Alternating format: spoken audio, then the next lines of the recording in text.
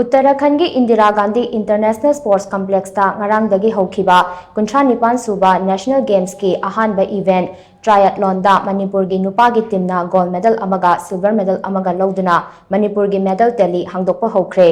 Event अदुदा Manipur की सानरोई सरुंगबम अथौबना गोल्ड मेडल अमदी तेलहैबम सोरामना सिल्वर मेडल अमा LOUDUNA नेशनल गेम्स असिगी ओइना Manipur की medal tally Hangdokpa ngamkhibani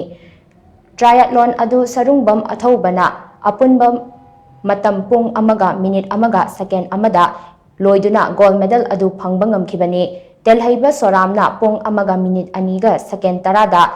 triathlon adu loiduna silver medal lawba ngamkhibani hojik fawbagi oina triathlon masanada manipurna medal ani lawkhiba asina national games asigi point table da achauba mafam ama kanba ngamle nakal amaromda Triathlon के नुपी की event ता मणिपुर की नुपी सानरोइना तरे सुबह position ताखी medal फंगलपा असिगा मरी लेनना मणिपुर की triathlon team लुचिंगलिबा team manager लाइटोन जम Vivekanandan hi team असी सागत लक्नबा होनबदा खुदोंचादबा कया मायोकनखी टोंगान टोंगानबा डिसिप्लिन सिंग द सानरुरबा सानरोइ तरा मंगान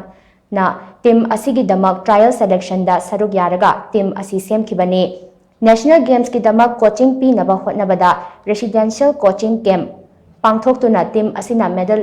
लौदबा यादे मणिपुर की मिंचत पुरक्तबा यादे खन्ना होनखिबा अदु ईश्वरना उबीबदगी अहानबा नुमिकी अहानबा इवेंटा मणिपुरदा गोल्ड मेडल अमदी सिल्वर मेडल लौबसी नुंगाइबा फावी पुमनमक असी टीम असिगी कोच अमदी सानरोइसिंगी होनजमनी मखा ताबा वालौरिबा इवेंट सिंगदसु मणिपुरना मेडल कया लौदुना नेशनल गेम्स असिगी स्टेट चैंपियन मणिपुरना ओइबा ngamgani हाइबगी थाजब लै हाइखे।